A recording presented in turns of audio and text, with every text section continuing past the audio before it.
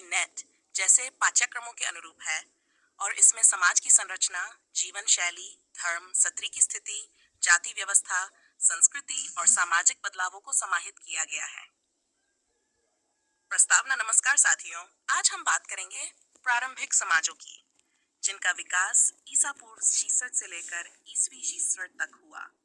यह हजार वर्षों की अवधि भारत के सामाजिक इतिहास में एक बहुत महत्वपूर्ण दौर था, जब जनजातीय समाज धीरे धीरे राज्य समाज, शहरी सभ्यता और धर्म आधारित सामाजिक संरचना में बदल रहा था।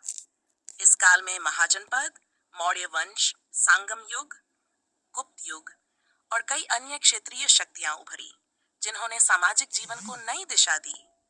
आइए इस कालखंड के प्रमुख सामाजिक पक्षों को विस्तार से समझते हैं। समाज की संरचना और वर्गीकरण। जन से जाति की ओर संक्रमण।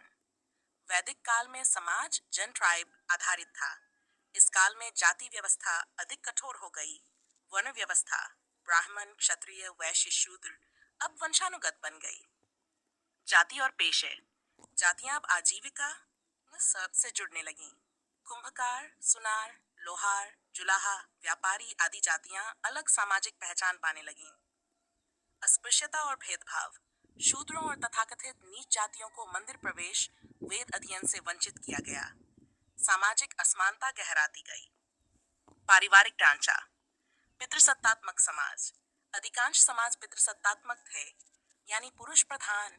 संपत्ति का उत्तराधिकार पुरुषों माध्यम से चलता था। संयुक्त परिवार, खासकर ब्राह्मण और क्षत्रिय वर्ग में।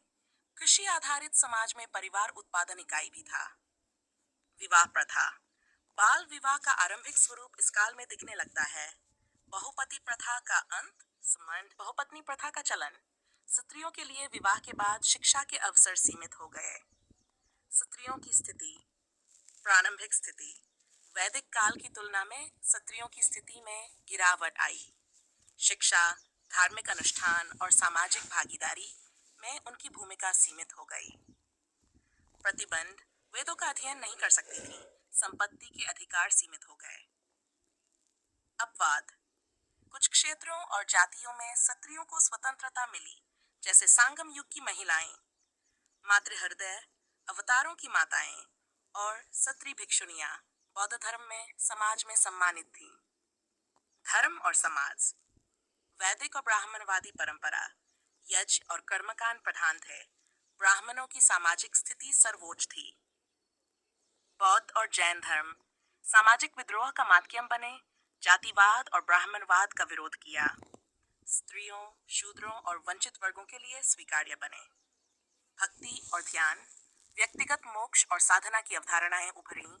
उपनिषदों और ध्यान पद्धतियों का विकास। शहरी जीवन का उदय।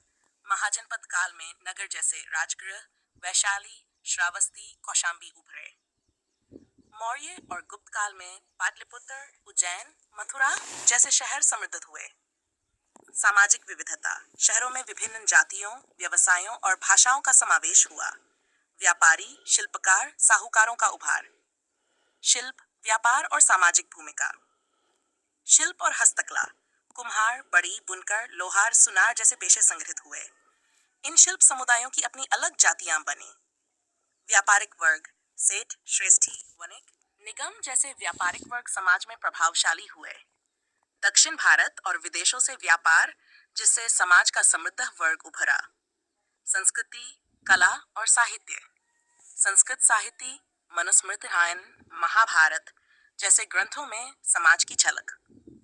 बौद्ध साहित्य, जातक कथाएं, विनय पिटक, आमजन, स्त्रियों और शूद्रों की भूमिका को दर्शाते हैं। क्षेत्रीय भाषा साहित्य, सांगम साहित्य, दक्षिण भारत के समाज, स्त्रियों और प्रेम का सजीव चित्रण। सामाजिक सत्य और अनुभवपरक जीवन मूल्य। शिक्षा और सामाजिक प्रतिष्ठान। तक्षशिला, नालंदा, वल्लभी प्रमुख ज्ञान केंद्र। विषय व्याकरण, दर्शन, राजनीति, खगोल शास्त्र। सामाजिक पदानुक्रम में शिक्षा। ब्राह्मणों को शिक्षा का सर्वाधिक अधिकार। शूद्रों और स्त्रियों के लिए शिक्षा निषिद्ध। धार्मिक संस्थाएं और उनका सामाजिक प्रभाव। आश्रम, मठ और संघ। बौद्ध विहारों, जैन मठों और आश्रमों ने शिक्षा, चिकित्सा और सेवा कार्यों में भागीदारी की। समाज में धर्म के नाम पर परोपकार और दान की भावना मजबूत हुई। दान और धर्म। समाज के धनी वर्ग मंदिरों, विहारों को दान देते थे, जिससे उनकी सामाजिक प्रतिष्ठा बढ़ती। ग्रामीण समाज। समाज का सबसे बड़ा वर्ग, परंतु शासक वर्ग और साहूकारों के अधीन, कर, अनाज और श्रम से दबा हुआ। ग्राम समुदाय। एकजुट लेकिन वर्ण व्यवस्था से ग्रसित। पंचायत जैसी संस्थाएं कार्यरत थीं। जनजाति और समाज। मुख्यधारा समाज से अलग थलग आदिवासी और वनवासी समुदाय। शिकार, जूम खेती, पशुपालन आधारित जीवन। आर्य समाज की वर्ण व्यवस्था से बाहर। सामाजिक न्याय और दंड व्यवस्था। धार्मिक विधान। मनुस्मृति जैसी धर्मशास्त्रों ने सामाजिक नियम बनाए, लेकिन वे जाति आधारित भेदभाव से ग्रसित थे। राजा और धर्म। राजा समाज में धर्म का रक्षक माना जाता था। अपराध और दंड जाति के अनुसार तय होते थे। निष्कर्ष। ईसा पूर्व 600 से ईस्वी 61 तक का काल भारत में एक परिवर्तनशील समाज का काल था। इस काल में जाति व्यवस्था संस्थागत रूप से स्थापित हुई। धर्म और दर्शन ने समाज को प्रभावित किया। शिल्प और व्यापारिक वर्ग उभरा। क्षत्रियों की स्थिति में गिरावट आई, पर कुछ क्षेत्रों में स्वतंत्रता भी दिखी। यह युग सामाजिक जटिलताओं का युग था, लेकिन साथ ही धार्मिक आंदोलन, साहित्य और कला के माध्यम से सामाजिक चिंतन भी तेज हुआ, जिसने भारत को एक संस्कृतिपूर्ण सभ्यता के रूप में डालने में अहम भूमिका निभाई। कीवर्ड्स। प्रारंभिक समाज,